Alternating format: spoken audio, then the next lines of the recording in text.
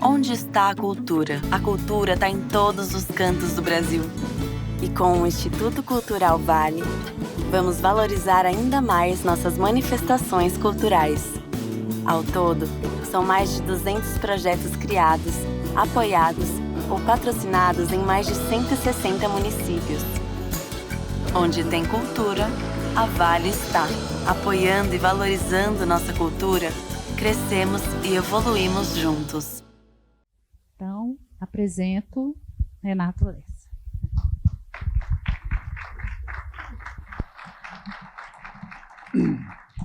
Muito obrigado, boa noite. Queria muito agradecer a vossa presença, que muito me honra, me alegra, para falar de um tema um pouco sombrio, que eu não prometo tratar de forma leve, que eu seria insincero. Tá? Mas antes de entrar no tema propriamente dito, eu queria falar um pouco para vocês da trajetória desse grupo, né, desse projeto coordenado pelo Adalto Novaes, que é o projeto das mutações. Todos os anos nós nos reunimos e a partir de uma proposta temática feita pelo Adalto Novaes, nós nos organizamos e cada um de nós procura explorar um tema. Quer dizer, quem somos nós? De modo geral, intelectuais, muitos professores universitários, como é o meu caso, filósofos, cientistas sociais, gente de literatura, gente de arte, enfim, um grupo heteróclito, completamente anárquico enfim, e muito pluralista. Né? E uma das características desse projeto das mutações, que o Adalto iniciou já há quase 20 anos, é justamente reunir um grupo de pessoas que, com relação às quais ele tem alguma confiança intelectual, né, para discutir temas que desafiam as nossas inscrições acadêmicas, enfim, habituais. Não que haja alguma coisa errada em ter objetos habituais na vida acadêmica, eu não tenho nada contra isso, mas de vez em quando é bom, para pegar aqui um aforismo do Nietzsche, né, esquecer que nós somos funcionários da universidade e pensarmos um pouco em sermos funcionários da humanidade. Um pouco essa alucinação. Né? Sair um pouco dos temas que nos dão conforto, enfim, pela repetição, pelo trabalho, pela pesquisa, e abrir, né, o olhar, a imaginação para desafios, tal como esse que o Adalto propôs para mim.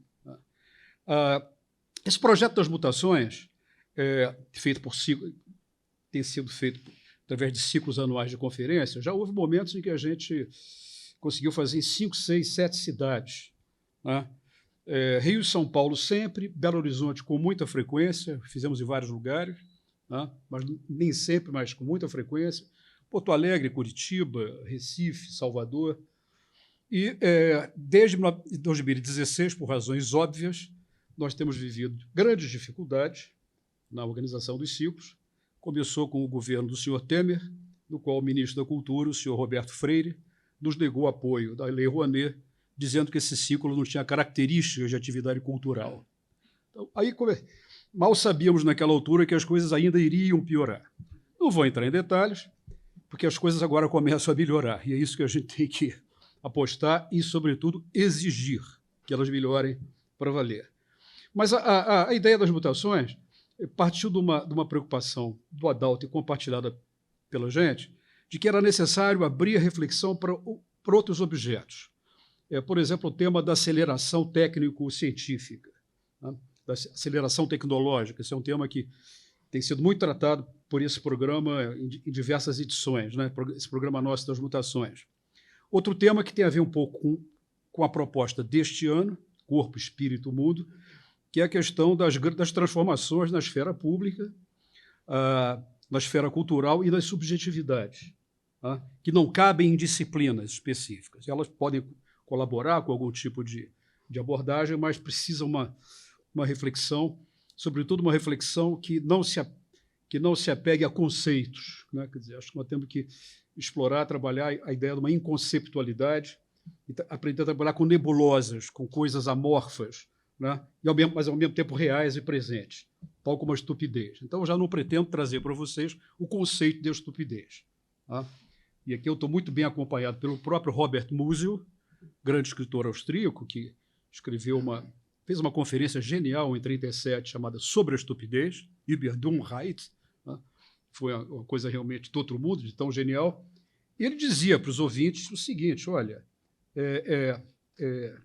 sobre a estupidez, não sei o que ela é, não descobri nenhuma teoria da estupidez com a ajuda da qual eu pudesse me propor a salvar o mundo. Então, eu me sinto um pouco na pele, uma pele um pouco musiliana, né? E, na verdade, é um tema muito arriscado. O próprio Musil diz isso. E eu começo um pouco o textinho que eu preparei com 3 epígrafes. E a primeira epígrafe é do Robert Musil, que diz o seguinte: quem se aventura a falar sobre a estupidez, de certo modo, corre o risco de arruinar-se. Arruinar-se. Ou seja, mostrar-se estúpido, né? Porque eu pensei o seguinte: bom, o Adalto, isso começou como convite que o Adalto fez para mim, para falar sobre a burrice. A demanda foi assim, foi bruta. Renato, eu quero que você pense, escreva e fale alguma coisa sobre a burrice. Aí, bom, burrice. Aí a primeira coisa que me assaltou, bom, vá que eu faça uma conferência boa, razoável e tal, eu vou sair consagrado como burrólogo. Coisa que... E se for um desastre completo, que também não é impossível de acontecer, vou dizer, puxa, esse autor está falando de si mesmo, né? É um texto autobiográfico, né? Então, tem esse risco, né? Mas o risco maior para o Musil é a ideia de que, quando falamos da estupidez, imediatamente nos colocamos fora da estupidez. Esse é o ponto. Então, tudo que eu falar aqui sobre a estupidez não parte da premissa de que eu sou imune à estupidez. A estupidez, como dizem os italianos, é dappertutto. Schelling dizia que a estupidez é a condição natural do ser. Ele era um pouco mais radical nisso daí, né? Então, também não é para ninguém sair deprimido. Ele, puxa, somos estúpidos e tal, o que vamos fazer da nossa... Também não é isso. Mas é a ideia de que uma tentativa de falar da estupidez sem se pôr no lugar arrogante de um sujeito imune à estupidez. Eu não estou seguro de que eu possa fazer isto. É o mínimo que eu posso dizer, né? Pois bem, então, o convite é para falar sobre... A primeira epígrafe, né, que eu li. A segunda epígrafe, também é do Robert Musil: escrever a estupidez é uma tarefa infinita, né? E a outra é uma epígrafe minha, que eu falei uma vez numa conferência, eu achei que valia a pena. O fascismo é necessariamente estúpido, né? Então, essas 3 epígrafes circunscrevem um pouco aqui o que eu vou fazer. Bom, em primeiro lugar, não há um conceito. Quer dizer, há coisas que são inconceituáveis, que não pertencem a conceitos. E, no entanto, elas estão presentes, como miasmas, como nuvens, como coisas imprecisas. E eu acho que falar da estupidez é falar de algo que nos toca profundamente, e acho que é um chamamento a pensar a questão da estupidez. Quer dizer, no primeiro momento em que eu recebi o convite do Adalto para falar sobre a burrice, eu recebi isso um pouco jocosamente e tal, enfim, logo, o humor passou logo a seguir. E, na medida em que eu comecei a ler e trabalhar e recolher coisas que eu já tinha lido antes, eu me dei conta da gravidade e da centralidade do tema. O tema é um tema fundamental, né? Tema fundamental, quer dizer, não temos um conceito de estupidez, porque o conhecimento ele não tem por objetivo formar conceitos, certo? O conceito, em grande medida, coagula o processo cognitivo, e, quando posto, acaba o processo cognitivo, vira um utensílio qualquer. Então, o processo cognitivo tem que ir além dos conceitos. Ele começa antes dos conceitos e ultrapassa os conceitos.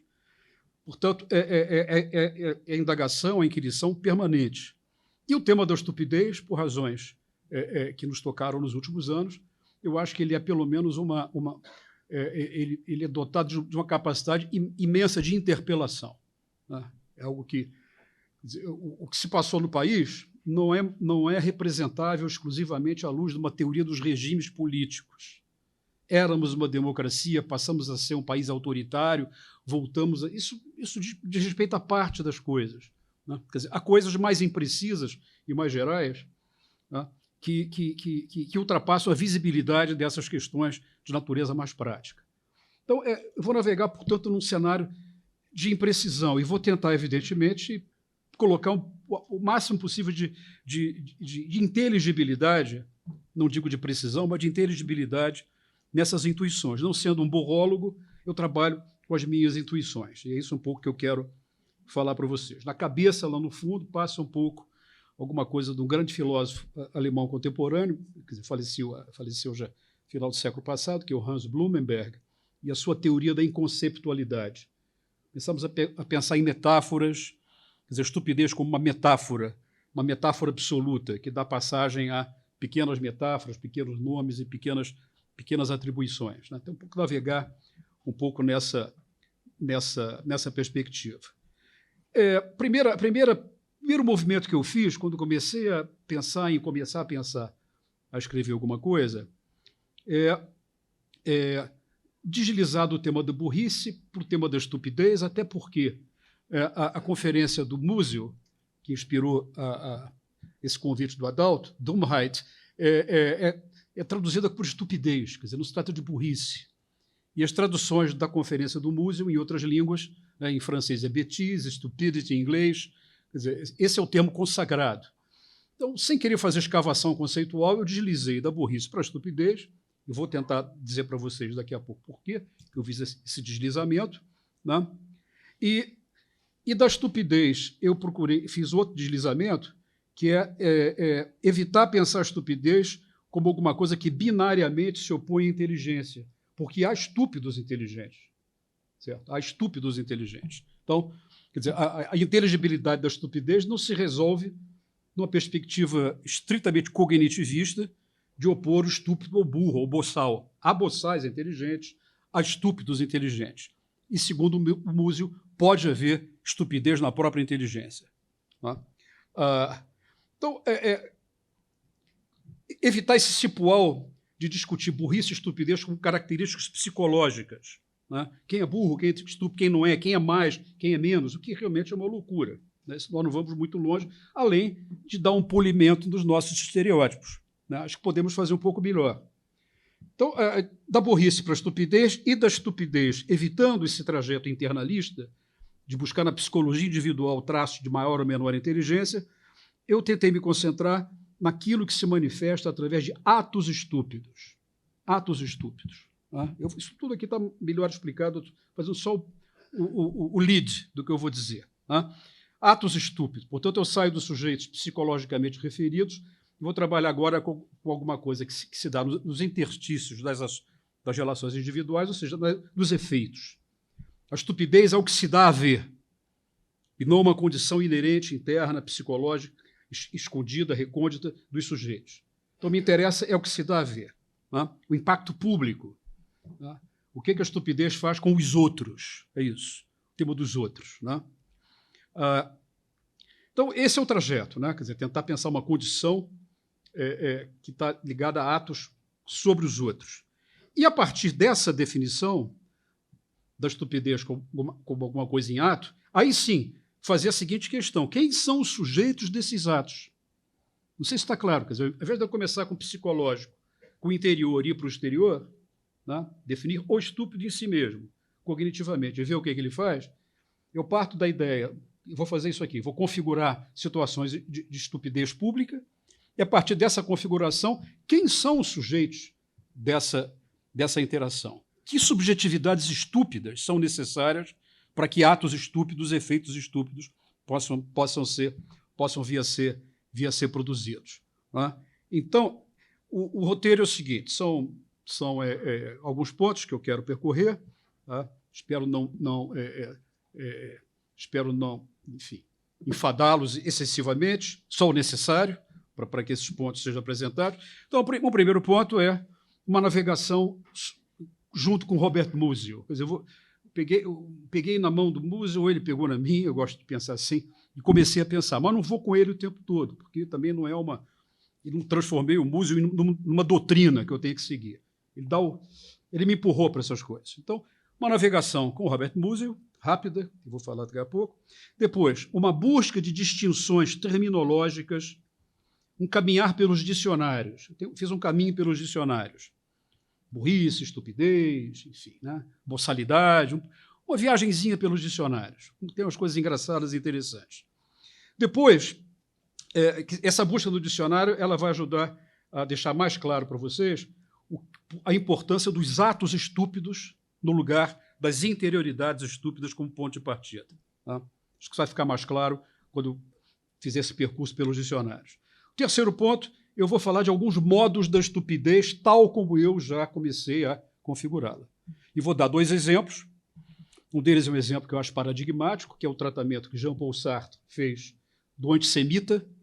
Como é que ele caracteriza o antissemita como um tipo impermeável à experiência. Isso está num texto notável do Sartre, publicado em 1946, no primeiro número do Temps Moderne, chamado Reflexões sobre o Antissemitismo, logo depois da guerra. É um texto excelente. Eu vou falar um pouquinho dele daqui a pouco.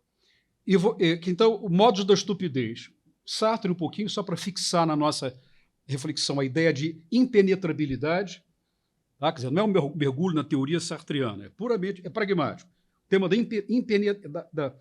tema da impenetrabilidade, digamos assim, da impermeabilidade à experiência. Vou trabalhar um pouco nesse tema daqui a pouco. E outro exemplo de modos da estupidez, eu vou utilizar um texto, parte de um texto que eu já escrevi e publiquei, a respeito do Homo Bolsonaros. Certo? O Homo Bolsonaros é, depois, também um modo da estupidez que eu vou trabalhar e talvez faça mais sentido para a gente do que o contexto da discussão de Sartre sobre o antissemitismo, do qual eu vou tirar um rendimento analítico, na ideia da aversão à experiência. Não adianta ter a experiência não ensina nada. Né? Quarto passo, vou começar a construir o que seja uma condição cretina. O que é uma condição cretina? Na verdade, é a ideia da erosão do implícito e do brutalismo. Tá? Vou tentar deixar claro isso. Se eu não deixar claro, vocês, por favor, cobrem, porque eu prometi. E o quinto passo é a ideia da estupidez associada à ideia de destruição, e destruição como algo que se dá prioritariamente pela palavra. Tá? É algo sobre o qual eu tenho trabalhado, que é a ideia de palavra podre. Palavra podre. Quer dizer, a estupidez através da palavra, dizer coisas, pôr coisas no mundo pela palavra. Vamos ver o que é isso. E considerações finais, a distinção que eu vou fazer, propor para vocês, entre 2 formas de estupidez. Uma estupidez fundamental, que é o brutalismo, e uma estupidez estético-metafísica, que é o amorfismo, a aversão às formas. Né? A estupidez metafísica mais radical, a utopia da estupidez metafísica é o mundo sem forma. É o amorfismo, completo amorfismo. É algo, evidentemente, que eu vou ter que explicar e, nessa conclusão, indicar para vocês quais são as saídas que o Musil, aí volto para o Musil para terminar. Como é que o Musil, o que ele indica como saída, como proteção? Saída não tem, né? Saída, desculpe dizer, vou dizer logo para vocês não irem ao PROCON quando acabar a conferência, certo? Quer dizer, saída não tem, tá? Mas tem truques, tem estratégias, práticas, estratégias, né, que podem se infiltrar, enfim, e fazer a contra-estupidez, tal como eu vou tentar definir aqui. Então, vamos nessa, ok? Vamos nessa. Tá ok não, né? Tá ok não se pode dizer. Já comecei com a palavra podre, já. Bom, vamos lá.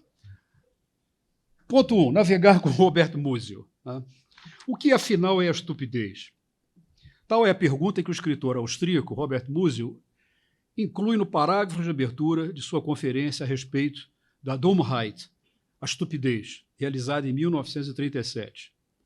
Ao fazê-lo, já indica um limite para as crenças de incolumidade autoatribuídas por quem se arvorar a jogar luz e inteligência sobre a estupidez e a burrice.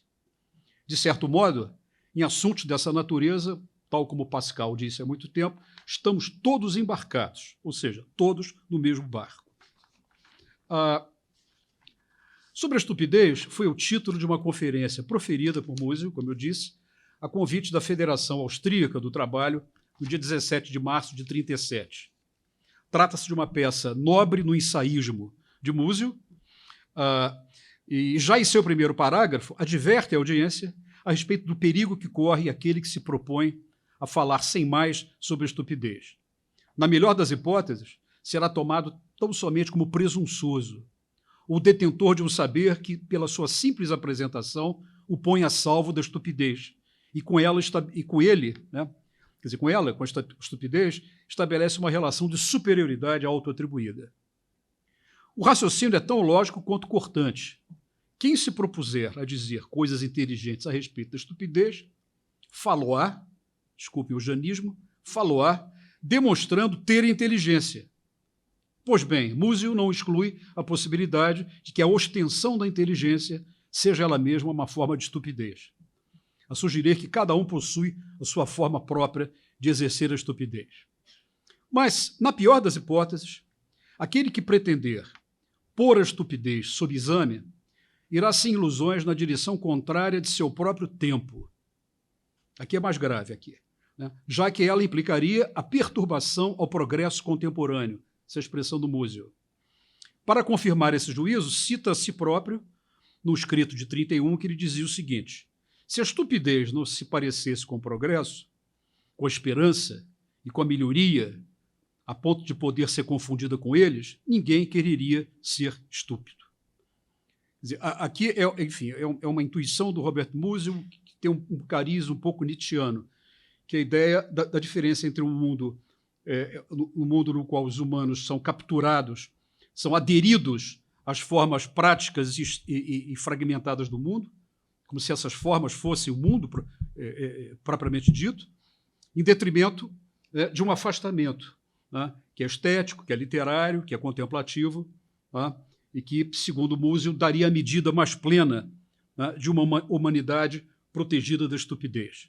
Quer dizer, é o desligamento do geral, o que eu vou chamar aqui de abstração depois. É o afastamento da abstração, da generalização, da ficção, da imaginação, e a adesão ao realismo das pequenas coisas. Né? Certo? Heideggerianamente seria o afastamento ontológico em direção àquilo que é ôntico, aquilo que é particular. E, portanto, como este mundo é um mundo movido pela justaposição de coisas particulares, divisão do trabalho, simultaneidade de coisas completamente desconectadas, né, essa adesão ao mundo tal como ele é, segundo o Musil, é um sinal de que a estupidez tem parte com isso daí. Né? Quer dizer, a estupidez, portanto, já aparece como alguma coisa associada a um déficit de abstração, de generalização. Vou trabalhar um pouco melhor isso mais para o fim do texto. Mas, de qualquer maneira, o Musil ele acrescenta isso, que por um tempo ele manteve com a estupidez uma relação de colegas. De todo modo, o que parece sugerir é que lidamos o tempo todo com a estupidez. Se calhar, trata-se de uma das experiências mais arcaicas da espécie, tanto quanto a do manejo dos operadores de crueldade. Foram inventados no dia que inventaram o vento. Eu tenho essa teoria. Para um artista como Musil, os múltiplos modos da estupidez teriam a ver com a resistência multiforme à arte e ao espírito mais refinado. A estupidez nessa chave, isso é um ponto importante, seria, antes de tudo, uma estupidez estética. Né? E desse ponto eu vou desenvolver no final da minha fala a questão do ataque à forma, a ideia de forma, e a utopia ou distopia de um mundo sem forma. Então, depois voltamos ao Musil para fechar o texto.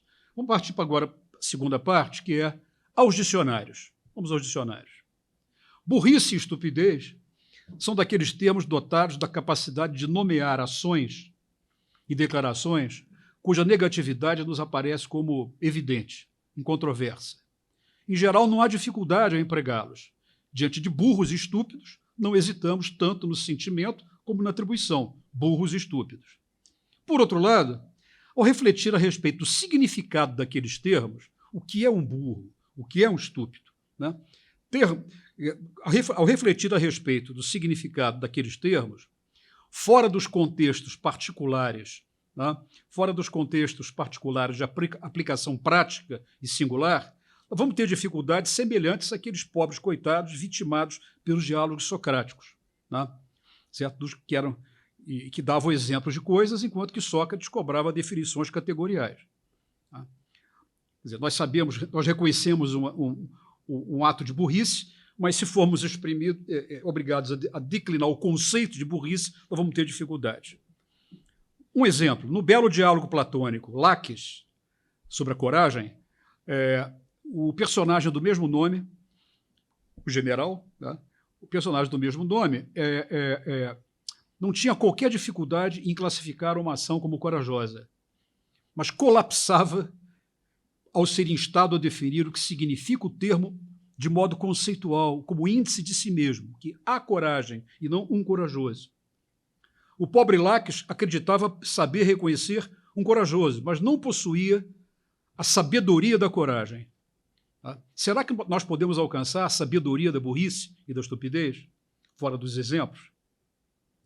Se for assim, temos que perguntar um pouco a la Heidegger, né? O que é isto, a estupidez? Difícil empreitada. Vamos agora, quer dizer, ver o que está à mão. Quer dizer, o recurso aos dicionários, como de hábito, é também de pouca valia. São, antes de tudo, os dicionários objetos analógicos, mais do que analíticos. Ou seja, neles verificamos nos dicionários que os termos dão passagens a outros termos e a cada adição a floresta de significados possíveis procede imparável quando não dá aso a trajetos rebarbativos. Por exemplo, burrice é igual a estupidez, que é igual a idiotia, que é igual a imbecilidade, que é igual a burrice. Circular. Não saímos do círculo. Mas, de todo modo, e já cético que eu sou, eu sei que os esforços de esclarecimento, a despeito de raramente esclarecer, dão ao que pensar, a utilidade no fracasso do esclarecimento, já que algo sempre evapora, né? Mesmo nos menos auspiciosos trajetos, e podem dar aso à imaginação e a erros renovados. Saímos daqui com erros renovados. Na ida ao dicionário, penso logo no dicionário, primeiro que está sempre à minha mão, é o novo dicionário etimológico da língua portuguesa, do Dr. Rodrigo Fontinha, editado no Porto pela editorial Domingos Barreira, lá pelos anos 40. Tenho na conta de uma reserva segura para as perplexidades correntes. Na verdade, é um apoio existencial. Há muito convenceu-me de sua infalibilidade quando li a definição da palavra surra. E eu vou tomar isso como modelo, né? Como é que o Dr. Fontinha definia surra? Ele dizia o seguinte: grande quantidade de açoites aplicados à mesma pessoa. Essa é a definição de surra do Dr. Fontinha. Há outras definições deliciosas dele. Por exemplo, se vocês quiserem ir por essa seara, a definição, por exemplo, que ele dá de cigarro é genial. Pequeno rolo de tabaco envolto em papel, pequeno rolo de tabaco picado, envolto em papel, que se acende por uma extremidade e se fuma pela outra. Sensacional. Zero, mais uma só, zero. Algarismo em forma de O. Esse é um grande dicionário. E uma imensa utilidade que vocês vão ver. Então, surra, pequena quantidade, grande número de açoites aplicados à mesma pessoa. Soa claro e distinto, não? Parece cartesiano isso. Com efeito, nada ali de recursos sinônimos. Surra é como, sei lá, pancadaria. Não. O Dr. Fontinha é genial, ele põe a cena na nossa frente, né? Ao invés de ir pela filologia, né, pela sinonímia, ele encena. Ele encena o cigarro. Alguém poderá dizer uma coisa mais verdadeira, no sentido fisicalista, do que isso, sobre o cigarro? Então isso é interessante, né? Quer dizer, nós ficamos com a vacuidade da expressão do que é um grande número. É vago isso. Mas não chega a ser tão grave. O importante na definição do Dr. Fontinha, e esse é o ponto, é o que confere sentido pleno à coisa. E o que confere sentido pleno à coisa é a inequívoca determinação da vítima. A inequívoca determinação da vítima. Trata-se de pancadas dadas à mesma pessoa. A boçalidade já implicada no ato primário de distribuir pancadas aleatórias adquire nitidez e intensidade quando circunscreve vítimas. E um curioso processo no qual a precisão da consequência explica, ou pelo menos pondera, o trabalho vago do que seria a sua causa, pancadaria. Certo? Quer dizer, a concentração na vítima dá inteligibilidade ao ato boçal da distribuição de pancadarias. Então, diante da exigência de inteligibilidade de nomes, tais como burrice e estupidez, supus dedicar-me à inteligência e, pelas razões já aludidas, atirei-me esperançoso ao Dr. Fontinha. Vamos ver o que ele vai dizer. Pelas mãos do Dr. Fontinha, temos que burrice significa ato ou dito estúpido, asneira, amu, casmurrice. Já ao correr da direção do termo estupidez, deparei-me com as seguintes possibilidades: debilidade mental, falta de inteligência, dificuldade de compreender as coisas, insensatez, sandice, imbecilidade, dito ou ação de gente bronca. Fecha aspas. No uso da língua em Portugal, outras opções se apresentam, tais como a larvidade, que nós não usamos. Mas a larvidade em Portugal é uma grande estupidez. O sujeito alarve é um estúpido em grande.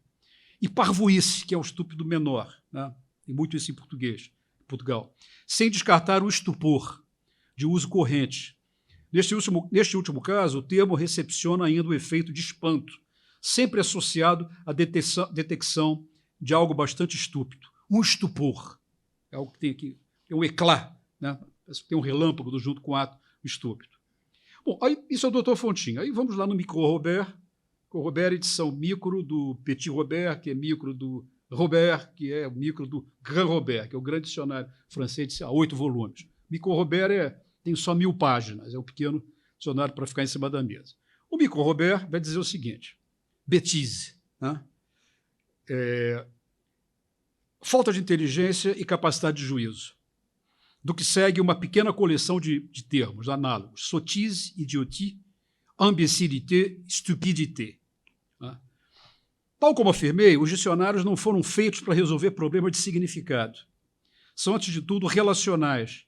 Indicam trajetos semânticos que, bem observados, podem dar passagem a exercícios de leitura sobre o que o Blumenberg chamou de lisibilidade do mundo. Quer dizer, o mundo vem através da exibição desses termos. Né? Dessa pequena amostragem, é possível detectar 2 conjuntos significativos dessa aparente maluquice aqui desses significados. O primeiro deles sugere significados pelos quais a burrice e a estupidez aparecem como atributos individuais. O segundo indica o domínio da ação e dos efeitos que ultrapassam atributos psicológicos ou cognitivos. O primeiro conjunto abriga um quadro de definições que pode ser apresentado como internalista. São características de sujeitos que contam como marcadores relevantes para a definição que se busca. Debilidade mental, falta de inteligência, dificuldade de compreender as coisas, né? Insensatez, sandice, imbecilidade, lá para o Dr. Fontinha. E para o Micro Robert, bêtise, falta de inteligência, de capacidade de juízo, sottise, tolice, né? Idiotie, imbecilité, stupidité. Marcadores pessoais. Tais marcadores reunidos evocam uma das figuras mais salientes do imaginário francês do século XIX, a respeito da falta de inteligência. Até que uma pequena historinha, eu vou falar rapidíssimo, porque eu não vou ler toda ela por causa do tempo, é a história dos cretinos dos Alpes, que é uma história interessante, né? Quer dizer, é uma população de dezenas de milhares de pessoas na região alpina francesa, em torno de Chambéry, fronteira com a Suíça e também com o norte da Itália, no qual havia uma população de homens e mulheres encolhidos, deformados, várias deformações. A mais notável era o pescoço inchado, bósseo, né? Feições completamente enfim, estranhas e, sobretudo, não dotados de linguagem. Eles grunhiam. E, evidentemente, um déficit cognitivo extraordinário, enorme. Né? Isso existia há muito tempo. Quando aquela região se abriu para o turismo, começa a ver os primeiros viajantes do século XIX que vão caminhar por ali, faz os relatos, o 18, 19, faz os relatos e começa a descrever essa população que vai receber esse nome, os cretinos. Né? Cretino, em francês, não tem a mesma conotação brasileira. Quer dizer, quando a gente chama alguém de cretino, né, é uma acusação de ordem moral, uma pessoa cretina. Né? E aqui é mais técnica, se é que isso pode ser técnico. Né? Diz a respeito à imbecilidade. Né? Portanto, é uma população percebida como cognitivamente sequelada, e houve 1000 teorias do século XIX. Vocês podem imaginar as teorias que apareceram, teorias racialistas, a ideia de que eles eram um elo perdido na evolução para o Homo sapiens. Né? Eles foram trazidos para Paris, foram colocados em hospitais. É interessante que Foucault jamais escreveu sobre isso.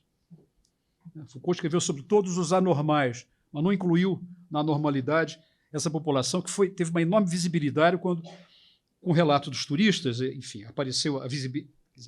Evidente que havia esse contingente humano, e as instituições médicas psiquiátricas de Paris acolhem a Salpêtrière, por exemplo, formando banda de música, enfim, tentando integrar esses infelizes às rotinas disciplinadas da sociedade organizada, digamos assim.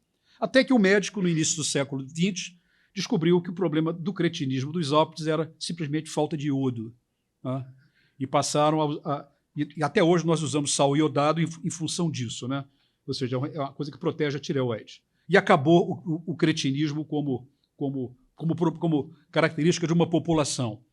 Mas a ideia de uma condição cretina, como uma condição que se refere a uma coletividade, a uma comunidade, a um conjunto, ela, embora tenha sido esvaziada desse exemplo específico, ela permanece como possibilidade classificatória. Né? E é nisso que eu vou me agarrar agora para falar um pouco, né, do que poderia ser uma ideia dessa condição, evidentemente uma condição mais séria, porque não adianta dar iodo para essas pessoas, certo? O iodo não vai resolver. Né?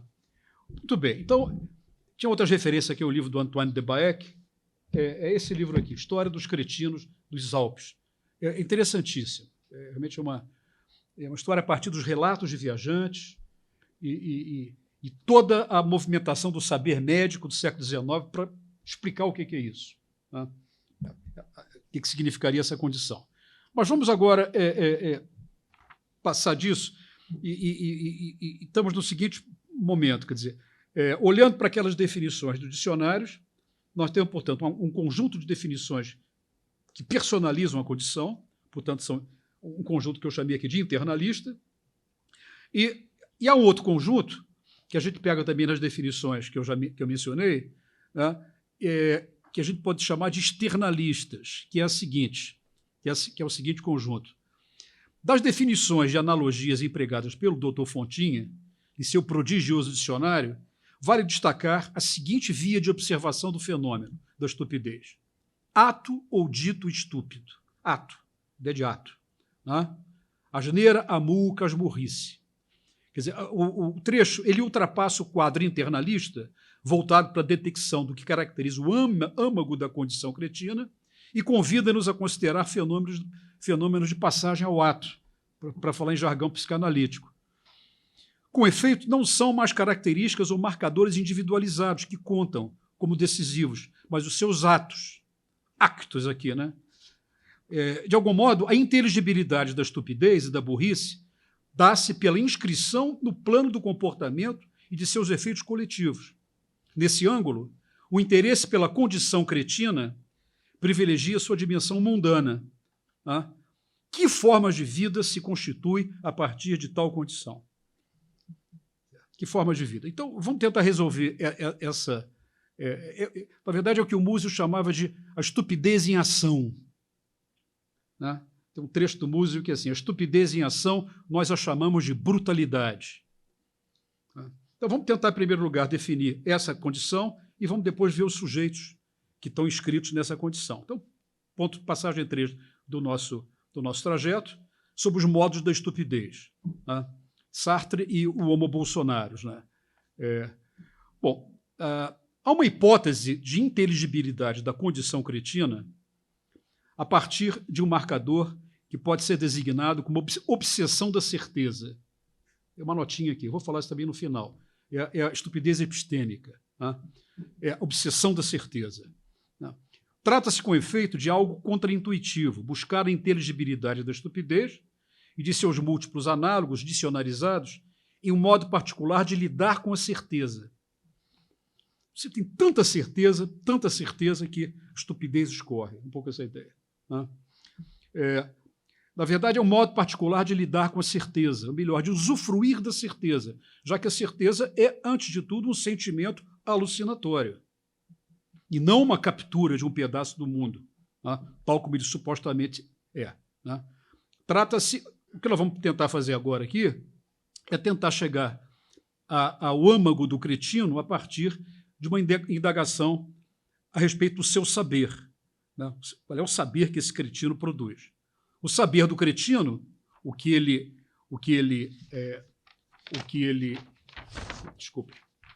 saber do cretino, o que ele acredita saber, é condição sine qua non da sua máxima reprodutibilidade, tal como no lema do Benjamin. Né? A promoção epistêmica da burrice ao estatuto de fundamento da certeza, o dogmatismo dos burros ou o dogmatismo como marcador de burrice. há uma relação funcional entre dogmatismo e inelasticidade conceitual. Estou falando de saída, porque eu vou falar agora de uma condição cretina e tem que fazer uma vacina para que eu não dogmatize a respeito disso. Eu já estou, portanto, dizendo, né, que o dogmatismo também é um sintoma controlável, a cura para isso, né, a cura. Céticos, enfim, há vários filósofos que propõem curas a respeito disso. Não é uma condição terminal, né? Essas outras que eu vou ler são um pouco mais terminais, né? Então, vamos lá, vamos então para esses modos da estupidez, tal como eu estou definindo aqui. Sartre e o antissemita, né? Tomar como modelo de condição estúpida. Então, uma historinha rápida para a gente entender que medida Sartre pode nos ajudar. Aqui eu quero fazer uma referência à ideia sartreana de impermeabilidade à experiência. É essa a ideia. Analiticamente é isso. Impermeabilidade à experiência. É essa a imagem. Tal como posto no retrato do antissemita, nas reflexões sobre a questão judaica. Uma ideia que pode ser útil e como modelo para a circunscrição do nosso tema. Quer dizer, eu falei, mas vou repetir. Quer dizer, a ideia não é definir a nebulosa da estupidez. Quer dizer, eu entrei nessa nebulosa e o que eu estou fazendo aqui é contar para vocês o que eu vi. É tão somente isso. Tá? Outros podem estar nessa nebulosa e vão ver outras coisas. Então, não é uma teoria exaustiva da estupidez como universo dotado de fronteiras nítidas. Né? Quer dizer, já que eu entrei na nebulosa da estupidez, né, eu tenho que contar para vocês o que eu vi nesse trajeto. Tá? Então, me agarrei no Sartre. Por quê? Porque, para mim, essa expressão essa expressão sobre impermeabilidade, ela ajuda. Né? Sartre considerava o antissemitismo como algo mais enraizado nos sujeitos do que uma adesão ideológica. Tá? Para ele, tratava-se, antes de tudo, de uma paixão, ancorada no que ele designou como la nostalgie de l'imperméabilité, a nostalgia da impermeabilidade, sugerindo a presença de um modelo de convicção imune ao raciocínio e à experiência. Um bom exemplo de imunidade ao raciocínio e à experiência foi fornecido por Sartre no correr do ensaio, na rememoração de um colega seu de liceu, colocado na 27ª posição num concurso de agregação, do qual apenas 12 foram aprovados. O sujeito ficou injuriado, enfurecido, né? Embora admitisse que não havia se preparado adequadamente para o exame, o colega de Sartre atribuiu a aprovação do judeu Weil, entre outros judeus colocados à sua frente, a supressão da vaga que lhe deveria caber. Era mesmo incapaz de compreender como é que um sujeito, aspas, cujo pai veio da Cracóvia ou de Lemberg, na Polônia, poderia compreender melhor do que ele um poema de Ronsard ou uma épogla de Virgílio. Sartre indaga: se fosse o caso de eliminar alguém acima da lista, por que o colega inconformado... Se fosse o caso, desculpem, de eliminar alguém acima da lista, para que o colega inconformado obtivesse melhor colocação, por que não reclamar do normando Mathieu ou do bretão Arzel, né, no lugar de Weil? Tinha que ser chercher le juif, tinha que ser o judeu. A escolha hipotética de Weil como culpado, posto que é aprovado, demonstra, segundo Sartre, que o colega já possuía de antemão uma ideia inegociável, ideia certa a respeito do judeu, de sua natureza e de seu papel social. De modo direto, Sartre conclui: longe da experiência engendrar a noção do judeu, é a noção que, ao contrário, esclarece a experiência. E Sartre acrescenta na mesma passagem uma das fórmulas mais célebres de todo o pensamento do Sartre, que é a seguinte: se o judeu não existisse, o antissemita o inventaria. Essa é a ideia. Então, na altura que eu escrevi há muito tempo um longo ensaio sobre o ensaio de Sartre, interessou-me explorar o veio que ele abriu, o veio por ele aberto, que, em meio a hipóteses diversas, considera o antissemitismo como um sentimento, antes de que como posição ideologicamente estruturada e racionalmente exprimível, em competição homóloga e isofórmica com proposições alternativas. O que deu essa imbecilidade que nós vivemos há pouco, né? Temos que ouvir os dois lados. Né? Temos que ouvir, toda vez que alguém diz temos que ouvir os dois lados, é porque porque uma estupidez como essa é promovida à categoria de um enunciado isofórmico com relação aos outros enunciados. Né? Pode dar Darwin na escola, mas tem que discutir o outro lado também. Né? Então, enfim, são lados que não são isomórficos, portanto, não podem ser comparados. Né? Uma parábola religiosa de um lado e uma hipótese científica. Não tem termo de comparação. Então, ainda que o antissemitismo possa ser abordado de um ponto de vista externalista, quer dizer, as condições históricas em que ele apareceu, né? Ele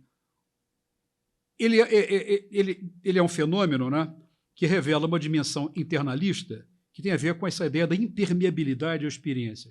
Quer dizer, não é a experiência que constitui o sentimento. O sentimento ele é anterior à experiência, ele configura a experiência. Portanto, esse sentimento está uma espécie de bedrock, quer dizer, um sóclo, né, a partir do qual não há nada por baixo. Quer dizer, ele é o ponto de partida, uma condição, portanto, inamovível desse sentimento. Então, vamos reter a ideia da impermeabilidade, né, enfim, capacidade de reter a experiência como lugar de informação cognitiva, e vamos ver aqui um pouco o Homo Bolsonaros, que eu acho que é mais, infelizmente, se desculpem, é mais familiar a todos nós. Eu vou falar analiticamente, vou evitar dar exemplos, porque isso aqui vai estragar o nosso convívio, né? Se eu começar a dar exemplos. Então, vamos tratar analiticamente dessas coisas. Se for inevitável, eu dou um exemplo. Eu tenho dois aqui que são os menos danosos, que em último caso, darei, mas vou tentar não dar. Bom, seguinte, o Brasil pós-2018, um experimento de destruição. Deixa eu ser claro a respeito disso. Né?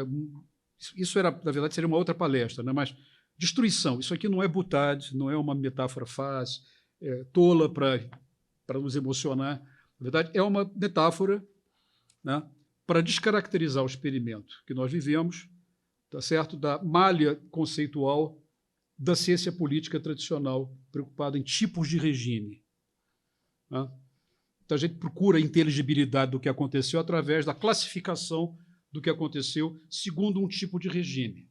Né? É fascista? É necropolítica? Então, cada um de nós agarra um conceito desse, né? E os conceitos têm função mais do que... Os conceitos não têm tanta função cognitiva, eles têm função psicológica, porque é alguma coisa que diz para mim o seguinte: eu sei do que se trata. Né? Por mais horroroso que seja o objeto que eu tenho diante de mim, se eu tenho o conceito do objeto, eu tenho uma satisfação epistêmica, que é uma certa sensação de familiaridade com aquilo, porque eu sei do que se trata. Né? Por mais horroroso que seja a coisa. Né? E isso é perturbador quando nós estamos diante de coisas inauditas, coisas que nós nunca vimos antes. Né? E é do espírito humano, é antropologicamente explicável, que diante do inaudito, né, ou seja, coisas que nós não vimos antes, portanto, não são coisas portadoras do seu próprio nome, porque as coisas não andam de crachá, não é isso? Os objetos não andam de crachá, a gente aqui dá o nome às coisas. Então, as coisas inauditas recebem da gente nomes de coisas familiares. É assim que nós procedemos cognitivamente. Nomes familiares dados a coisas inauditas. Né? E esse ato, isso o Blumenberg explica muito bem, esse ato de dar nomes familiares ao não familiar é o mecanismo humano de colonização do mundo insuportável, né? Do absoluto do real, né? Que é insuportável. Né? De uma maneira alucinada, evidentemente, como todos nós somos, de lidar com essa brutalidade constitutiva insuportável desse real, é a colonização de ordem pela nomenclatura, pelos mitos, forma de narrativa que estabelece nexos causais entre as coisas. Isso vem antes, aquilo vem depois, historinhas, tá certo? A ciência, quer dizer, ou seja, aquilo que o Ernest Cassirer chamou das formas simbólicas. Né? As formas simbólicas elas têm essa funcionalidade, né? Que é tirar as coisas do seu estado brutal, originário, e trazê-las, né? Capturá-las e incluí-las nos jogos de linguagem. Né? Então, esse é o ponto. Né? Quer dizer, a ideia de destruição, portanto, quer dizer, a imagem da destruição, ela tem a ver com o seguinte desafio. Tá? Houve uma tendência ainda há uma tendência de representar o experimento que nós vivemos como uma modalidade de fascismo. São fascistas, portanto, quer dizer, há fascistas, eu não tenho dúvida disso, né? Mas o fascismo, se a gente for ver o exemplo italiano lá atrás, e os lugares onde o fascismo foi efetivamente implantado, era um sistema que exigia, eu vou falar uma coisa agora um pouco complicada, exigia capacidades cognitivas um pouco maiores, certo? Quer dizer, era um sistema que tinha por meta explícita incluir a sociedade inteira dentro do Estado. O fascismo era integrador. Toda a espontaneidade da vida social, toda a espontaneidade associativa, tudo que vocês possam imaginar em termos de espontaneidade social, o modelo fascista, o que ele faz? Ele estatiza essas coisas todas, e evidentemente que algumas ele elimina, né? Elimina várias delas, né? Mas as que ele não elimina, ele inclui na sua dinâmica, e essas coisas passam a fazer parte de um modelo integrado, que é o que dá sentido à ideia de totalitarismo, né? Certo? Totalitarismo é, na verdade, o que é o paroxismo de um modelo de organização da vida em que todas as atividades humanas, das mais privadas, das mais íntimas, até as mais coletivas e públicas, estão incluídas em algum lugar da esfera coletiva, da esfera estatal. Então, essa ideia de destruição eu comecei a trabalhar quando eu comecei a perceber que o que se apresentava já em 18, 19 para a gente era um experimento inédito na história brasileira, inédito, nesse sentido é inédito, de expulsão da sociedade do Estado, da malha normativa do Estado. Soltar os filamentos que conectam o direito público, por exemplo, a esfera normativa que toda a sociedade tem, das práticas sociais, né? Isso atravessado por uma ressignificação da ideia de liberdade. A ideia de liberdade moderna, que é uma ideia, né? Liberdade é algo que se torna inteligível dentro de um quadro normativo que a circunscreve e a garante, por uma ideia de liberdade que destrói essa esfera normativa e tem a ver com sei lá, não pagar imposto, sei lá, enfim, sei lá, andar armado, entende? Quer dizer, ou seja, a nossa liberdade, a ideia da nossa liberdade, né? Então, na verdade, a destruição, a metáfora da destruição, ela tem a ver com um experimento que começou a ser feito de desamarração, ou seja, de tirar da esfera normativa e pública elementos da vida, por exemplo, a terra, a natureza, populações indígenas, né? A saúde, a doença, a morte, né? A pandemia. Dá para fazer um estudo de caso dessas coisas todas e ver como é que o tratamento dessas coisas todas, né? Além da imbecilidade evidente dos seus protagonistas, né? No sentido mais brutal da palavra imbecilidade, tinha uma certa racionalidade da destruição, né? Do desvínculo, né? Solta as coisas, né? Então, a palavra, portanto, o termo destruição não é um conceito que eu estou propondo para substituir os outros conceitos, mas, na verdade, é uma reação, né? É um nome que não tem forma, tá certo? Que eu acabei projetando alguma coisa que não tem forma também, ou seja, que veio ao mundo para destruir as formas, tal como eu vou tentar deixar mais claro no final aqui da minha leitura, né? Então, vamos ter um tempinho no final, espero para tirar alguma dúvida e conversar sobre isso. Mas o fato é o seguinte, tivemos esse experimento, enfim, e esses efeitos desse experimento não obedecem ao calendário eleitoral, certo? Quer dizer, o calendário eleitoral é a marcação artificial newtoniana do tempo, certo? Esses eventos não apenas não têm forma no sentido espacial, não tem delimitação no sentido espacial, como não tem delimitação no sentido temporal. O tempo newtoniano não faz sentido para experimentos dessa natureza. Então, eles têm durabilidade. Tem durabilidade. Essa durabilidade não é contada pelas horas, pelos minutos, pelos dias, pelos anos, permanece. Miasmas, são miasmas que permanecem, né? Então, a ideia é de que os efeitos disso dependem da presença de subjetividades ativas, né? Empenhadas em fazer com que essas coisas se fixem na experiência brasileira. Então, o que se abateu sobre nós há quase 6 anos, 5 anos, possui um substrato antropológico, um modelo de conduta, um modelo de condição humana que eu chamei de homo bolsonaros. Então, para apressar aqui a apresentação,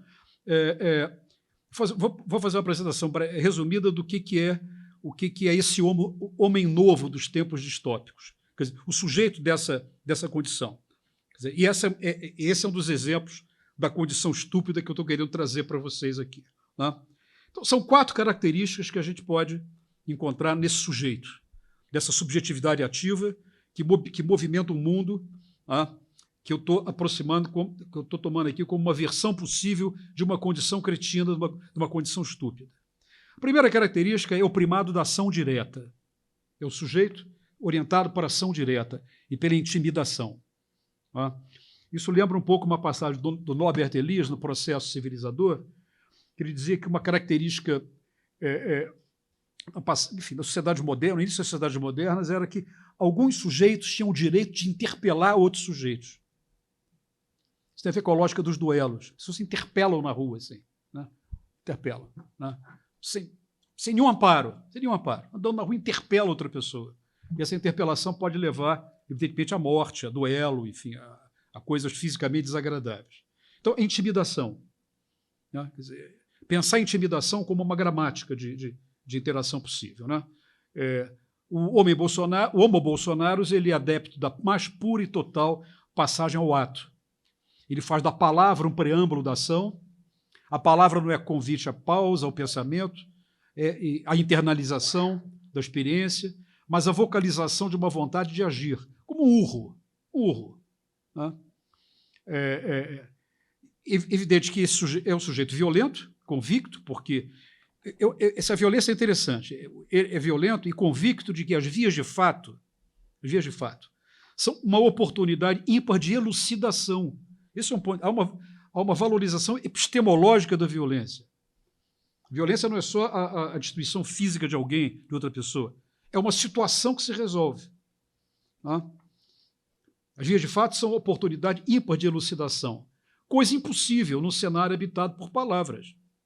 Certo? Quer dizer, nós temos uma questão para resolver. Todo mundo aqui tem direito de falar com relação a essas questões. Vai exigir algum tempo para que a gente chegue a alguma conclusão, sem excluir a possibilidade de que não cheguemos a conclusão nenhuma e que a coisa não fique elucidada. Né? Isso é a peste linguística na qual nós vivemos. É assim que é, não tem como deixar de ser. Mas a ideia da violência como elemento de elucidação é a supressão desse cenário de indecidibilidade, certo? Tem a ver com um pensador conservador do século XIX, espanhol Donoso Cortés, que dizia que o parlamento é o lugar de uma conversa infinita. Hablava e não acontecia nada. E, portanto, se nós quisermos ter processo de decisão, esse palavreado tem que ser suprimido, para que as coisas tenham inteligibilidade. Então, o Homo Bolsonaros é o paroxismo dessa posição, porque o Donoso Cortés não era um assassino, não era um homem brutal, era apenas um conservador alucinado. Né? O Homo Bolsonaros é o paroxismo dessa ideia, no sentido de que mobiliza um vocabulário eliminacionista. Né? Então, essa é uma característica, tá certo? Quer dizer, dessa condição. Né? É o marcador de reconhecimento, né? O primado da ação direta, da intimidação, resolver pela intimidação, pela correlação de forças, pelo atrito, né? Pelo caso concreto. Outra característica, o horror à mediação. Horror à mediação. Esse sujeito ele é um fundamentalista da linha reta, que é logo abater o inimigo, sem tergiversar. Tem diante de si um mundo que exige o mais cabal esclarecimento, sendo, portanto, avesso às neutralizações, já que o mundo marcado pelas mediações camufla a verdade substantiva das coisas. A ideia de que as palavras camuflam, o discurso, a retórica camufla. Né? Então, o mundo esvaziado das artimanhas da linguagem revela a sua natureza direta. Né? E a natureza direta é a correlação de forças, né? O atrito. Né? Quer dizer, a atrição, quanto maior for a atrição direta, sem mediação simbólica, mais genuíno, digamos assim, mais genuína seria essa interação. Né? Daí a aversão ao Estado de Direito, né? Que é o paraíso para o bem e para o mal, evidentemente, das mediações. E a recusa à representação parlamentar, a valorização de uma forma de representação simbólica, né? E a valorização de uma representação simbólica com pretensões carismáticas. É isso que explica a teoria da democracia abraçada por esse sujeito, puramente majoritária e concentrada na pessoa do chefe, né? Cuja soberania deve ser indisputável, ou seja, a minoria, na verdade, o povo é a maioria. Quer dizer, o povo desse tipo de exercício de soberania é constituído pela maioria eleitoral que eventualmente se obtém. Mas o ponto fundamental disso é a ideia do horror à mediação. Acho que é um ponto que eu queria que ficasse claro, né? quer dizer, a dispensabilidade de elementos de mediação, né, que atenuam conflitos, dirigem conflitos, neutralizam, evidentemente, quer dizer, tornam as decisões mais lentas, tem tudo isso vem junto. Tá? Mas é uma second best solution com relação à atrição direta. Tá? E o mais importante, para mim, é o horror-abstração, é o terceiro ponto. O horror-abstração. Caso concreto, é um fundamentalista do caso concreto. Tá? E as abstrações não são bem-vindas. Né? Então, eu vou dar um exemplo breve aqui para que o que leva ao que leva o horror-abstração. O tema, por exemplo, para usar um termo que eu detesto, que virou moda, da ressignificação da ideia de morte, que nós vivemos algum tempo atrás. Né? Quer dizer, esse ponto é um ponto importante. Né? Merece que a gente perca aqui uns 3, 4 minutos, porque esse é um ponto crucial. Né? E a ideia a verdade é o seguinte, né? A ressignificação da ideia de morte. Uma brevíssima referência aqui a um quadro imaginativo que aparece com a filosofia política moderna, a partir de um pensador inglês importantíssimo, que é Thomas Hobbes, que é o libelo que ele escreve contra a morte violenta e precoce. A distinção entre morte natural e morte violenta. Tá? E para a morte natural, sinto dizer a vocês, não há jeito, tá? Eu queria dar essa notícia ruim para vocês, mas há jeito para a morte precoce e para a morte violenta. Essa diferença é fundamental. Quer dizer, da inevitabilidade da morte biológica não se segue a inevitabilidade da morte precoce e da morte violenta.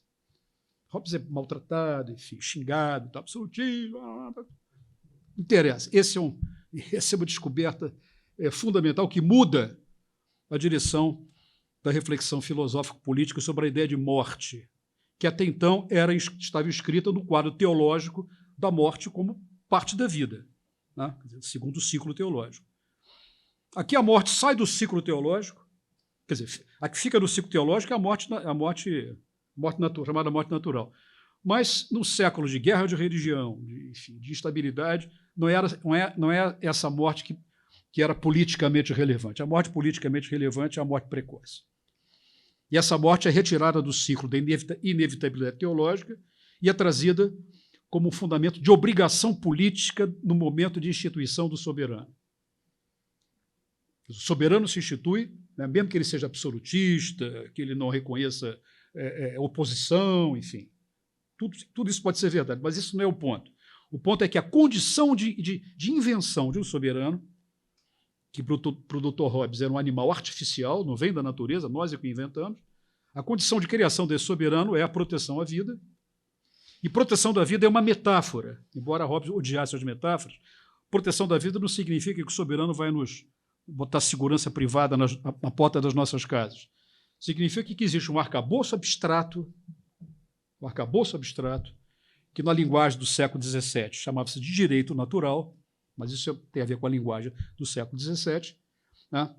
que na verdade, fazia com que a vida passasse a ser uma questão...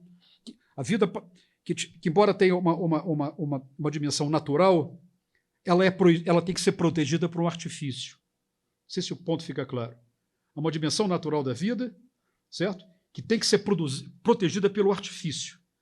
Direito público, as obrigações políticas do soberano, proteções diferenciadas. Né? E nós temos feito, na verdade, do século XVII até agora, são discussões sucessivas, contraditórias, com opiniões diferentes, sobre o que é a vida. Esse é o grande tema. O que é necessário para que haja vida? Né? No momento que Hobbes pensa isso, ele está pensando na questão mesmo da morte, da supressão violenta do conflito ali que estava acontecendo. A nossa ideia de vida hoje ela foi engrossada por várias coisas, né, várias adições que vêm de teorias, diversas teorias, vêm da religião, vêm do movimento das coisas, movimentos sociais, sei lá o quê. Né? Essa ideia é uma ideia expansiva. A ideia de vida é uma ideia expansiva. E não é o caso aqui de discutir os conteúdos que essa ideia de vida vai tendo ao longo do tempo, né? Mas o fato é que essa vida ela se torna, digamos assim, ela se torna existencialmente forte quando ela é acolhida no contrato. No certo? O contrato também é uma metáfora, né? Mas ela faz parte, em vez de contrato, eu gosto mais de chamar de condição tácita. ela faz parte de uma condição tácita que nos reúne de uma certa maneira com as nossas contradições e diferenças, que são, evidentemente, incanceláveis. Mas, ao mesmo tempo, há essa capacidade de abstração de uma condição genérica que pode englobar, evidentemente, variações do seu interior. Então, não sei se o ponto fica claro, mas é a ideia de que, a partir do século XVII, a questão da vida passa a ser uma questão de direito público. Esse é o ponto. Tá? E nós tivemos, com a experiência da pandemia, o quê? A expulsão da vida do quadro do direito público. Esse é um exemplo importante do horror à abstração, porque tudo isso que eu estou falando é uma abstração, parte de uma abstração. Tá? Quer dizer, esse é o grande esforço que essa condição estúpida tem dificuldade de entender. Como é que a vida social pode depender de abstrações. Tá? Coisas que não têm tangibilidade, mas que dão passagem a coisas tangíveis. Tá? Certo? Quer dizer, fórmulas, valores, enunciados, textos, leis, sei lá, regras constitucionais, qualquer coisa, que são coisas abstratas. Quer dizer, essa é uma grande alucinação, né? A partir de um certo momento a gente acha que um pedaço de papel define uma forma de vida. Isso não existia antes, passa a existir no século XVIII. Né? Duas revoluções, por acaso. Duas revoluções, né? Que viram a ordem do mundo e põem no papel como é que o mundo tem que ser. Eu não tenho nenhuma visão idílica da história dessas coisas. Muitas coisas horríveis aconteceram a partir daí. Mas o fato é que isso é uma virada interessante, é uma virada importante. E nós vivemos, como nunca antes neste país, alguém já falou isso, né? Como nunca antes nesse país, nós vivemos um experimento em que essas coisas passaram a ser dispensáveis. Quando, diante da morte, alguém diz, e daí? E daí? Morrer, todo mundo morre. Então, esse é o ponto. Pode parecer uma pequena estupidez, né? Quer dizer, o cara que diz isso é um idiota. Bom, não é uma pequena estupidez, há uma teoria, há uma desconstrução teórica escrita nisso, que é o quê? Expulsão da vida da condição abstrata que eu estou tentando definir aqui. Sai dessa. Então, a consequência prática, o Estado não tem obrigações práticas de lidar com isso. Não há políticas para tratar com isso. Falta vacina, né? Falta respiradores para as pessoas, né? Com problemas de respiração. No fim da linha tem uma consequência prática, certo? Quer dizer, a desconsideração de uma abstração tem, no fim da linha, uma consequência de natureza prática, né? Pela redefinição do que significa a vida. Esse é um estudo de caso que eu fiz aqui rapidamente, muito rapidamente, por causa do tempo, que mostra como é que essa questão geral da erosão da abstração, no caso concreto, que foi um caso concreto que nos afetou a todos, 700 mil pessoas, né? Todo mundo que conhece alguém, ou conhece alguém que conhece alguém que foi afetado por isso, né? Portanto, está no meio de nós, né? E, em grande medida, isso foi atravessado por uma episteme completamente estúpida, né? Que foi exatamente trazer o tema da vida para o brutalismo, né? Devolver a vida à natureza. O mesmo padrão vai se dar com a natureza, com as populações indígenas, devolver tudo à natureza, devolver a natureza à natureza. Certo? Quer dizer, certo? Se nós temos uma política ecológica séria e decente, trazer a natureza para o artifício, né? Por âmbito da política, para protegê-la. Então, pode parecer uma contradição em termos. Devolver a natureza à natureza significa que os agentes que operam na natureza, né, que o Raimundo Fauro chamou de sujeitos de uma distribuição natural do poder, né, vão lidar com isso de uma maneira desregulada. Madeireiros, genocidas, sei lá mais o quê. Que são sujeitos naturais dessa natureza. Quer dizer, são sujeitos que se naturalizaram nesta natureza pela reiteração das suas práticas ao longo do tempo. Fazem parte da paisagem. Então, nós temos que levar uma outra paisagem para redefinir essa paisagem. E ela tem que ser uma paisagem de uma cobertura de referências de ordem mais geral, senão não tem jeito. Se for correlação de forças local, né, quer dizer, isso aí vai ser o que tem sido. Né? Então, só para dar uma ideia mais tangível do que seria essa dimensão do horror à abstração. E a quarta característica, eu já falei quando falei do antissemita, é a ideia da impermeabilidade à experiência. E agora a gente pode começar os procedimentos de aproximação da cabeceira da pista. Né? Começar a fechar aqui um pouco essa. Então, definir dois modos possíveis dessa condição. E agora eu vou falar um pouco para vocês um elemento fundamental dessa condição, que tem a ver com os indícios dessa condição cretina, né? Quer dizer, alguns indícios que têm a ver com o que eu chamo de domínio da palavra podre. A palavra podre, né? E aqui eu vou pular a leitura para não tomar mais tempo, mas a ideia da palavra podre que é uma modalidade de expressão que traz em si o seu efeito imediato, seja como preâmbulo de uma ação violenta, como aviso prévio de uma ação deletéria, ou como, fundamentalmente isso, potência de infestação do campo simbólico. A palavra podre é uma palavra que, quando é dita, ela estraga o campo semântico. Ela infecta o campo semântico. Certo? É como, sei lá, um miasma. Tá? Certo? A palavra podre é o que contraria de referências tácitas mais gerais. É o não dito ainda, é uma aberração que não foi dita ainda. Vamos colocar nesses termos. Né? E qual é o poder de infestação que ela tem? É a ideia de que toda linguagem, quando ela é dita, ela é replicável. É a infinita replicabilidade dos atos de fala. A possibilidade de falar dessas coisas. Né? A possibilidade, por exemplo, torna-se possível dizer que professores são piores que traficantes, por exemplo. Para dar um exemplo leve. Né? Eu tenho uma coleção de exemplos. Uma gaveta que eu abro em casa assim devagarinho e tal, para eles não pularem fora.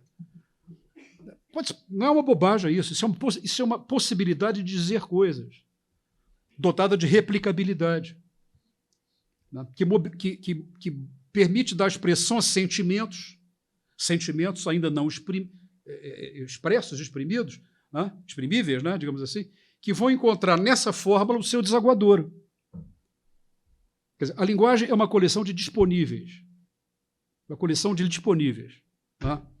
Certo? E esses disponíveis eles são desaguadouros para sentimentos, intuições, sensações, oportunidades de passar o ato, coisas que são amorfas do ponto de vista dos sentimentos e da subjetividade.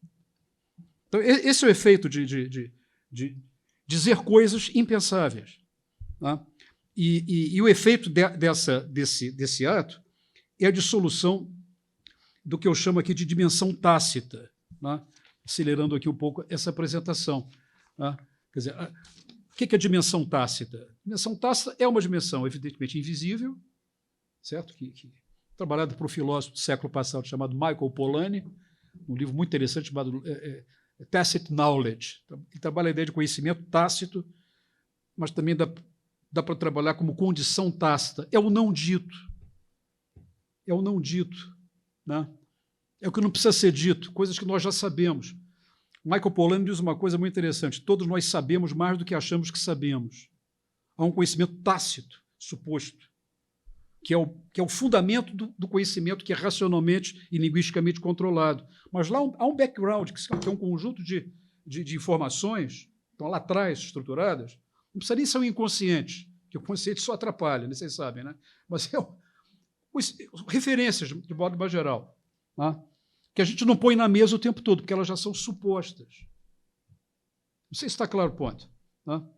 E a ideia é que, quando essa camada tácita ela é dissolvida, destruída, né? Todas as situações têm que começar do começo. Não há o suposto prévio para o início de uma situação, para o início de uma interação. Né? Deixa eu pôr a coisa de uma maneira talvez mais clara, que é: como é que eu sei que existe uma camada tácita? Quando, por exemplo, diante de uma aberração, nós exclamamos: isso já passou dos limites, por exemplo. Isso não pode acontecer. Nós não estamos mobilizando nenhuma teoria, nenhum autor, nenhuma filosofia. Né? Quer dizer, tem uma coisa lá atrás que é o elemento de estranhamento. Né? Tá certo? Quer dizer, isso é tácito, quer dizer, é uma reação quase que instintiva diante de uma coisa que nos aparece como surpreendente, perigosa, ou como uma aberração. Esse é um sinal linguístico de que existe alguma coisa lá atrás. Eu não estou trabalhando com a ideia que nós temos uma substância escondida. Não, sai na palavra. É um ato de fala. Né? E a possibilidade gramatical de dizer coisas desse tipo, isto já passou dos limites, denota que nós vivemos uma condição tática na qual a ideia de limite é estruturante. Esse é um ponto.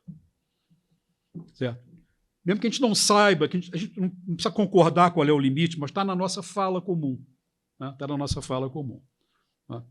Então, tem vários exemplos aqui que eu não vou dar, mas a ideia de destruição, em grande medida, ela está associada à ideia de que não há limites. A ideia de que não há limites.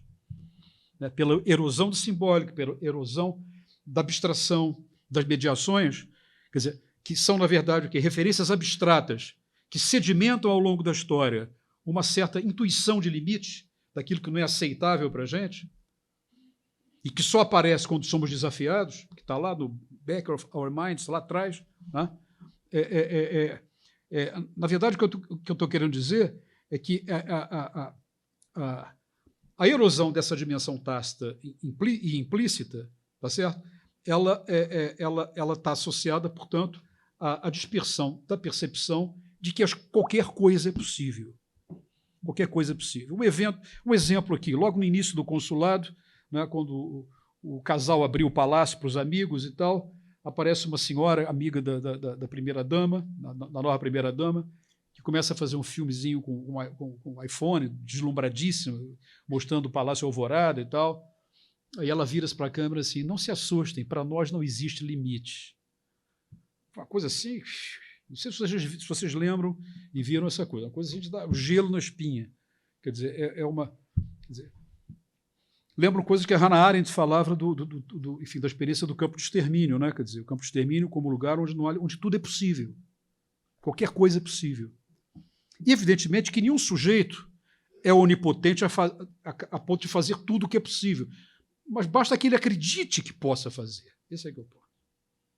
Basta que acredite que possa fazer.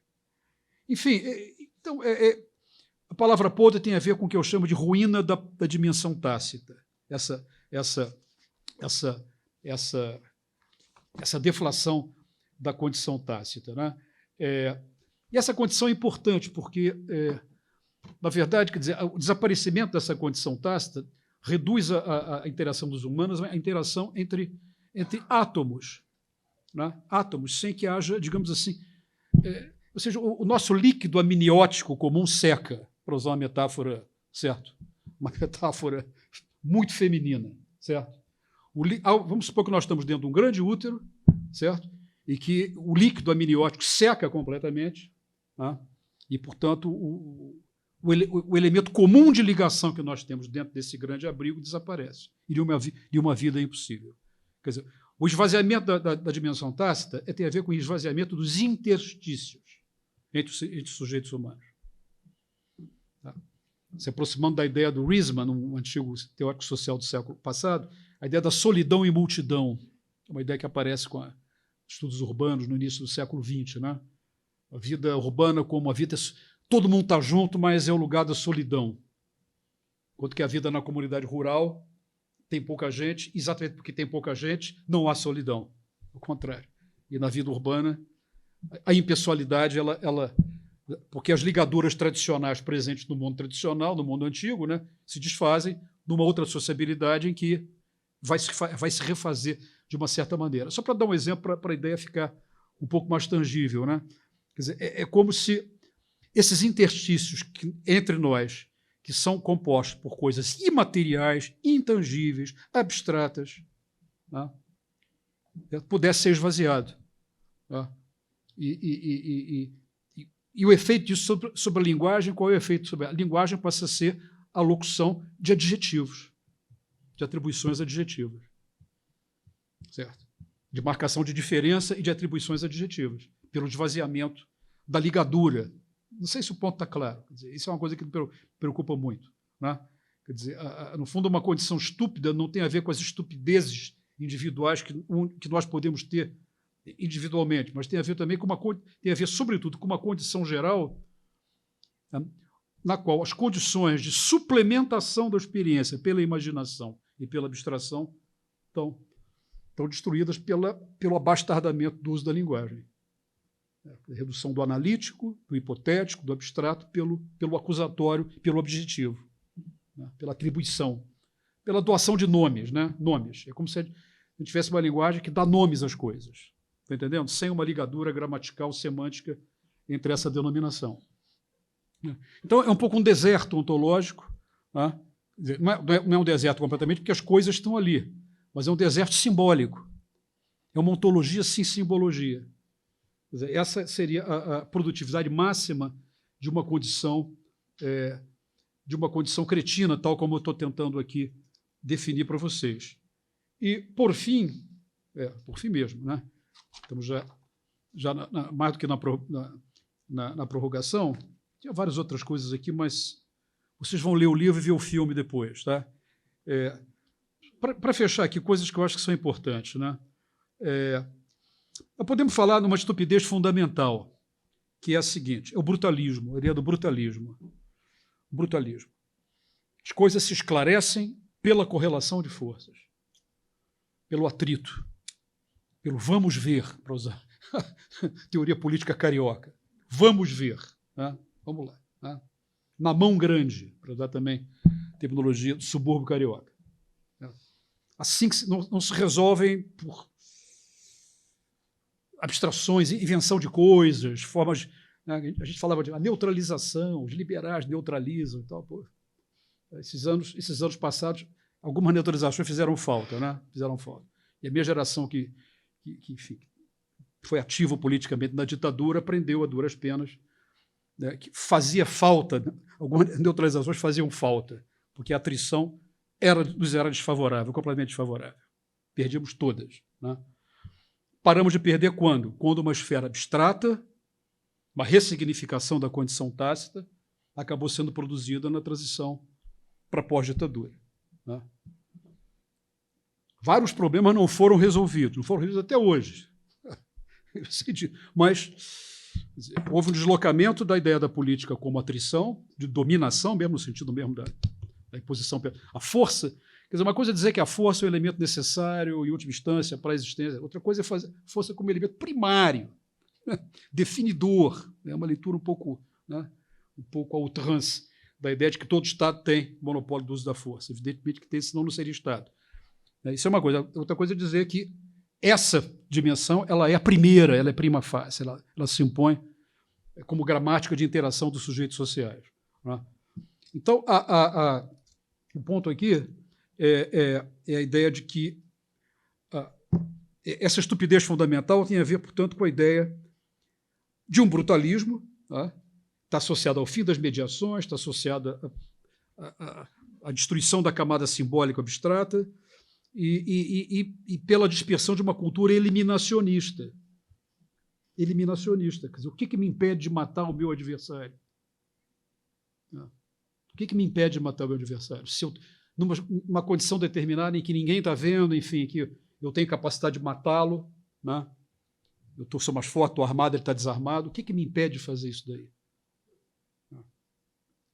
Me impede de fazer isso é a presença de uma dimensão tácita, de uma condição abstrata, enfim, que não é assim que se lidam com o conflito político, que o adversário não é o inimigo.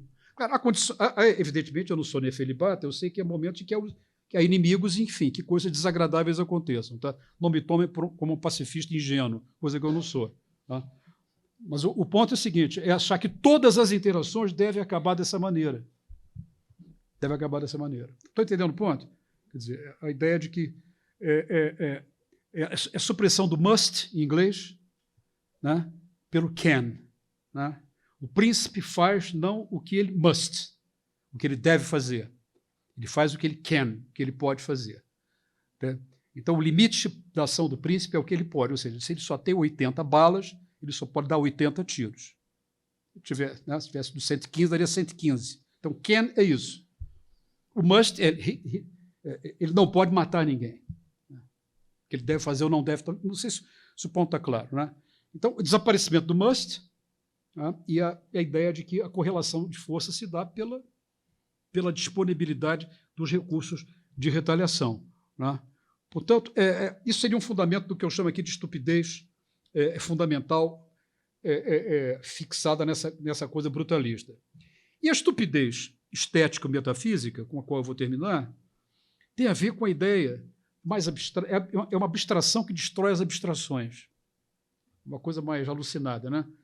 Que é a ideia de que destruir as formas do mundo. Isso é uma coisa que o Musil fala no texto dele, né? no monólogo no início, ele diz: eu tenho com a estupidez uma relação de colegas, porque a estupidez tem a ver com a destruição, tem a ver com uma estupidez artística ou estética. Aí eu peguei essa estupidez estética, né? Estupidez estética não é exatamente estupidez artística, quer dizer, estética tem a ver com a forma, com a questão da forma, a diferença entre arte e estética, né? Quer dizer, estética é fundamentalmente a questão da forma, a filosofia da forma, né?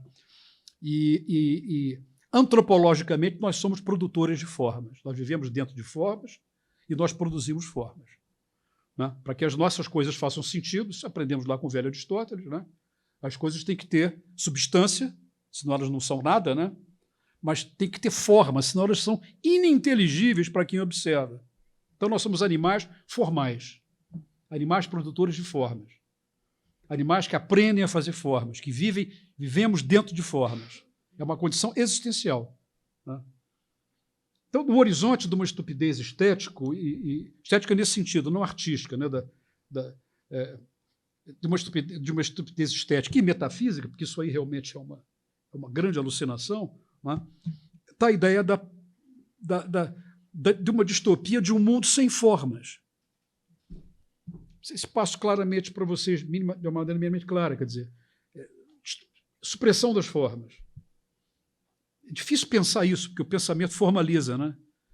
A gente está habituado a pensar formas, mas dá para fazer um exercício de desformalização. Uma das primeiras intuições dos pré-socráticos gregos, com Anaximandro de Mileto, era a ideia de que o mundo veio a ver porque o apeiron originário, que era o ilimitado sem forma, em algum momento ganhou forma, mas essas formas que compõem o mundo vão ter que voltar a ele para pagar as suas penas. A ideia é uma ideia trágica do Anaximandro de Mileto, de que na origem de tudo existe um amorfismo de todas as coisas, né?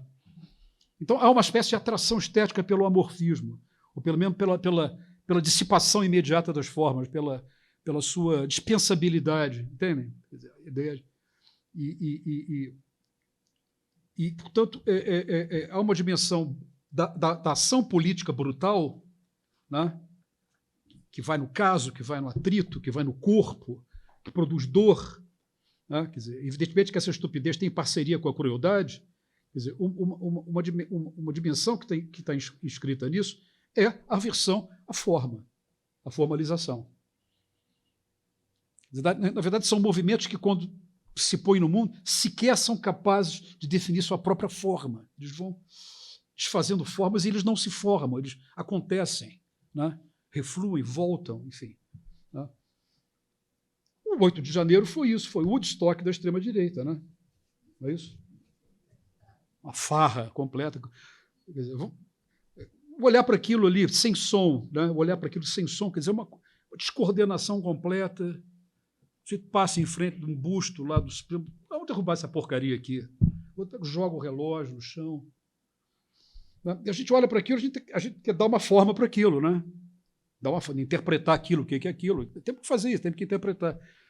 Mas, por outro lado, é uma forma é um comportamento, tá certo? Que não traz em si a sua forma. O que ele produz? Ele produz eventos. Produz coisas. Produz consequências. Desorganiza uma forma de mundo, tá certo? Elemento de desorganização de uma certa forma de mundo, né? Essa intuição que eu tive quando eu olhei aquilo, isso aí é uma...